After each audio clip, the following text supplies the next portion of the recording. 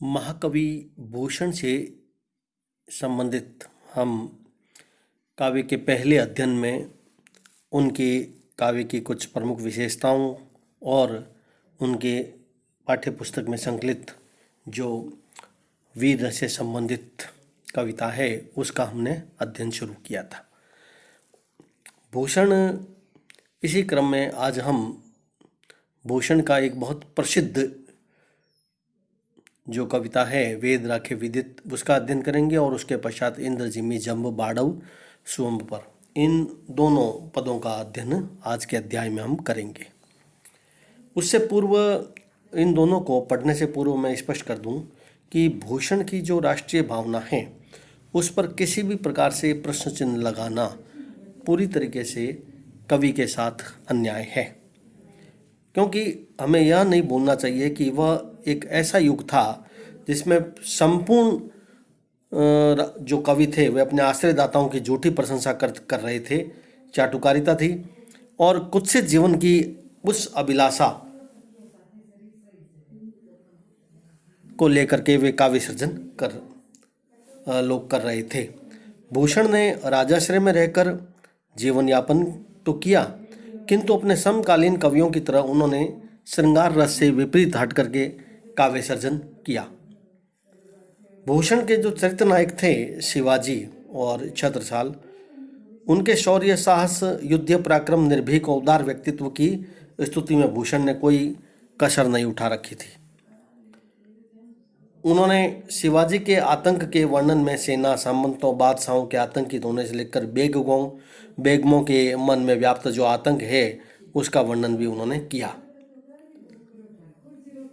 इस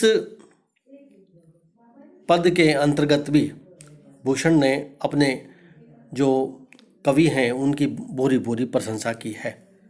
कुछ आलोचकों ने उनकी इस राष्ट्रीयता पर कई प्रश्न चिन्ह लगाए हैं, जिसका हम अलग से उनका विश्लेषण करेंगे अध्याय में। भूषण की जो राष्ट्रीय भावना है उसमें स्वदेशानुराग, सांस्कृतिक प्रेम, धार्मिक भावना, साहित्य प्रेम, भाषा प्रेम, समाज प्रेम और जन नायकों के प्रति अटूट श्रद्धा दिखाई देती है। भूषण के काव्य में जो राष्ट्रीय चेतना मिलती है उसमें अत्याचार और अन्याय के विरोध करने के रूप में वह हमारे सामने आती है। इसलिए कहा जाता है कि जब भी हमारे देश में युद्धों का सामना करना पड़ता रहेगा तब तक भूषण की कविता प्रत्येक देशवासी को प्रेरणा देती रहेगी। निश्चित ही उस युग में राष्ट्रीय विचारधारा को प्रज्वलित करना भूषण जैसे कवि से ही संभव था। भूषण ने राष्ट्रहित को सर्वोपरि रखा और उसी के अनुरूप अपना उन्होंने काव्य सर्जन किया था। अब हम भूषण की पाठ्यपुस्तक में संकलित जो उनका कविता है उसका पहले आप वाचन करें। वेद राखे विदित पुराण पर सिद्धि राखे, राम नाम राखे और अति रसना सुधर में, हिंदुवन की चोटी राखी है सिपाहीन की, कांधे में जनेऊ राख्यो माला राखी घर में, मिडी राखे मुगल मरोड़ी राखे बादशाह, बेरी पिसी राखे बरदान राख्यो कर में, राजन की हद राखी तेग बल शिवराज, देव राखे देवल स्वधर्म राख्यो घर में। इस पद के अंतर्गत कवि भूषण ने जो एक राष्ट्रीय भावना है उसका उन्होंने बखूबी ढंग से वर्णन किया है।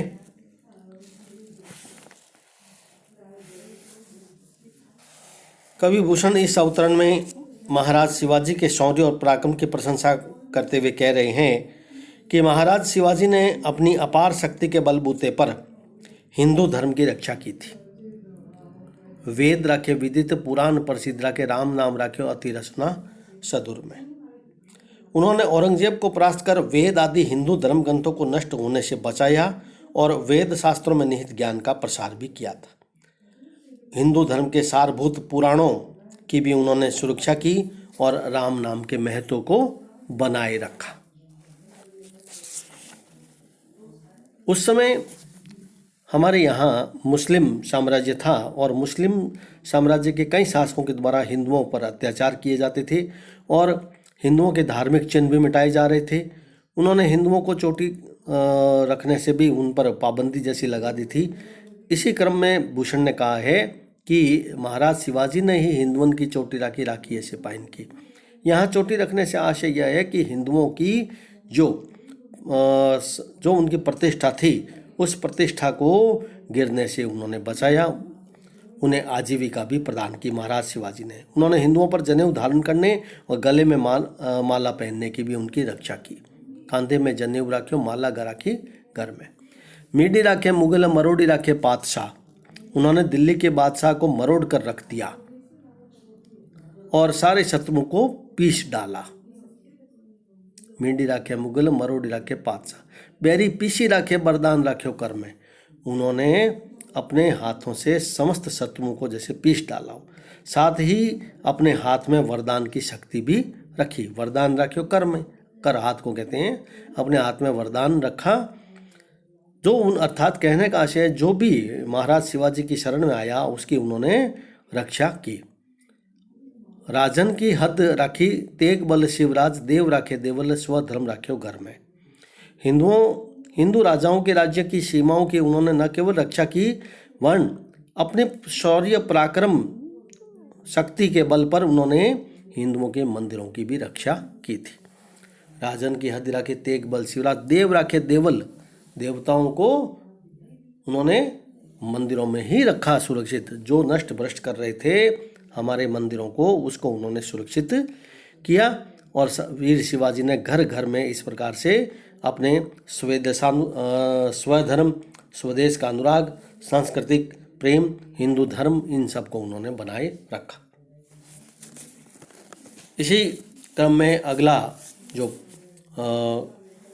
अवतरण है भूषण का, उसमें वे कहते हैं इंद्र जिम्मी जम्ब पर बाडव सु अम्ब पर, रावण सदम्ब पर रघुकुल राज है, पौन वारिवाह पर शंभु रति नाह पर, ज्यों सहस्त्र बाहु पर राम द्विज राज है। दावा द्रुम दंड पर, चिता मृग झुंड पर, भूषण वेतुंड पर जैसे मृगराज, तेज तम अस पर, कान्ह जिमी कंस पर, त्यों मलिक्ष बस पर शेर शिवराज। इस अवतरण में भूषण ने महाराज शिवराज भूषण से यह पद लिया गया है और महाराज शिवाजी की जो प्रशंसा पूर्व में की गई थी उसके अंतर्गत इसमें लेकिन कथानकों की अनेक उपमाएं देकर उन्होंने शिवाजी के शौर्य की प्रशंसा की है। महाकवि भूषण कह रहे हैं कि इंद्र ने जिस प्रकार जम्बासुर नामक दैत्य पर आक्रमण करके उसको मार डाला था, इंद्र जिम्मी जम्ब पर बाडव सुअम्ब पर, जिस प्रकार बाडावांगिनी समुद्र के पानी को जला करके सौख देती है,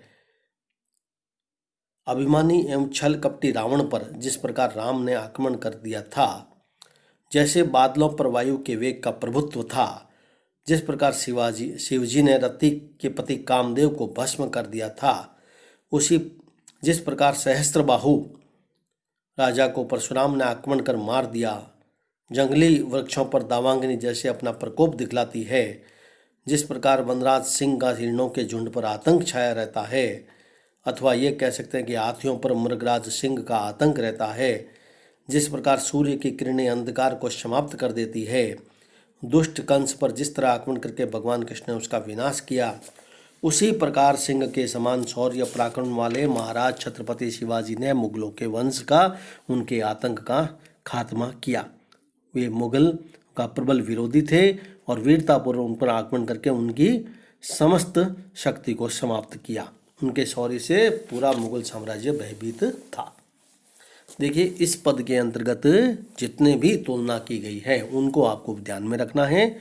महाराज शिवाजी ने की जो तुलना की गई है अनेक उपमाओं से, कथानकों से, सबसे पहले इंद्र जिम्मी जम पर, इंद्र ने जिस प्रकार जम्बासुर नामक दैत्य पर आक्रमण किया, बाडव सुवम्ब पर, बाडावंगिनी समुद्र के पानी को जिस प्रकार जला देती है, रावण सदम्ब पर रघुकुल राज है, जिस प्रकार भगवान राम ने जो घमंडी रावण था उसका आक्रमण करके उसका अंत किया। पौन वारिवाह पर, पौन वारिवह, पौन बादलों को, हवा, बादलों पर वायु के वेग का जिस प्रकार प्रभुत्व रहता है।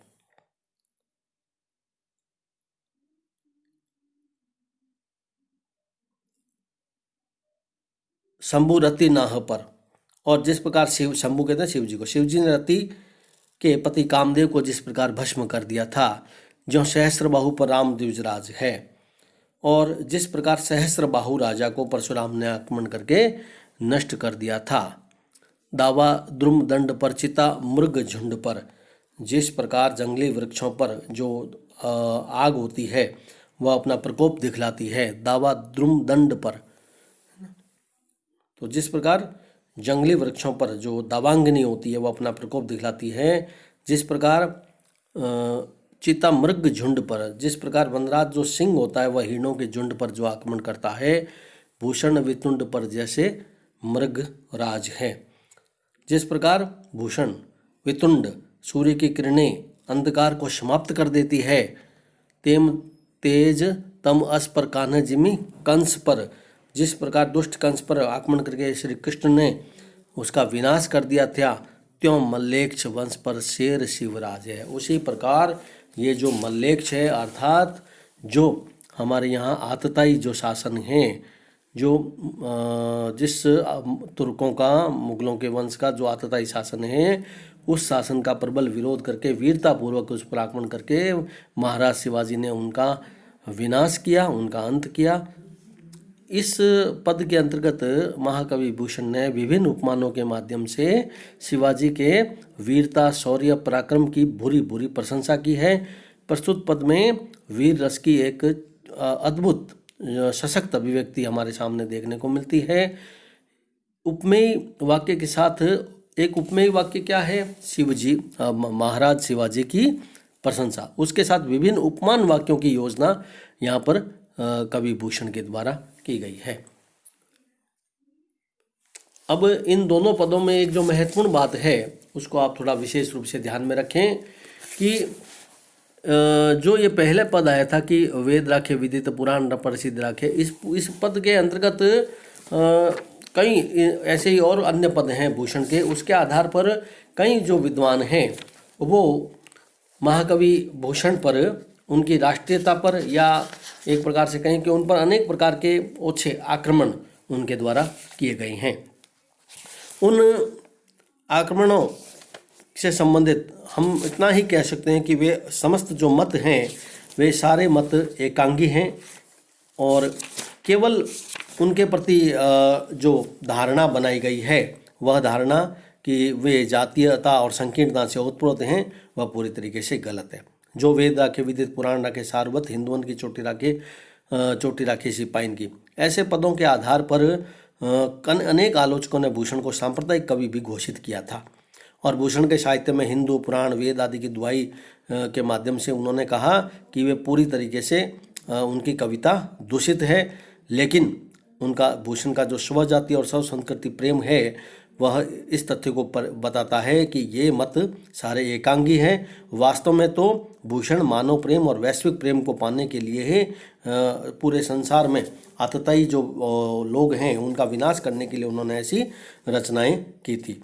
सच तो यह है कि भूषण ने मुसलमानों या उनके धर्म की कहीं निंदा नहीं की है, वरन हिंदुओं को उनके धर्म की संरक्षण की ही केवल बात की है। इसलिए विनोद बिहारी का यह कहना कि वीर रस की आड़ में भूषण ने तत्कालीन हिंदू समाज के सामने मुगल राजवंश की जो सुंदर सुकुमार औरतें थी उन पर अनेक प्रकार के आक्षेप लगा करके और अपने ज़माने में उन्होंने खूब यश और धन लूटा, है ना। वीर रस की पवित्र मंदाकिनी को उन्होंने गंदी मनोवृत्ति से देखा, यह पूरी तरीके से गलत है। भूषण वस्तुतः राष्ट्रीय भावनाओं के प्रेरक हैं और इसके लिए ही उनका काव्य बना है। आचार्य रामचंद्र शुक्ल जैसे समीक्षक ने भी भूषण को एक राष्ट्रीय कवि के रूप में स्वीकार किया है, क्योंकि उन्होंने स्पष्ट कहा है कि भूषण अन्याय के दमन में सदैव तत्पर रहने वाले हिंदू धर्म के संरक्षक शिवाजी और जो छत्रसाल है उनकी कीर्ति के गायक हैं, और इसी से भूषण के वीर रस के उद्गार सभी जनता के हृदय की संपत्ति हो गए। महाकवि भूषण आचार्य शुक्ल के अनुसार वास्तव में हिंदू जाति के प्रतिनिधि कवि थे।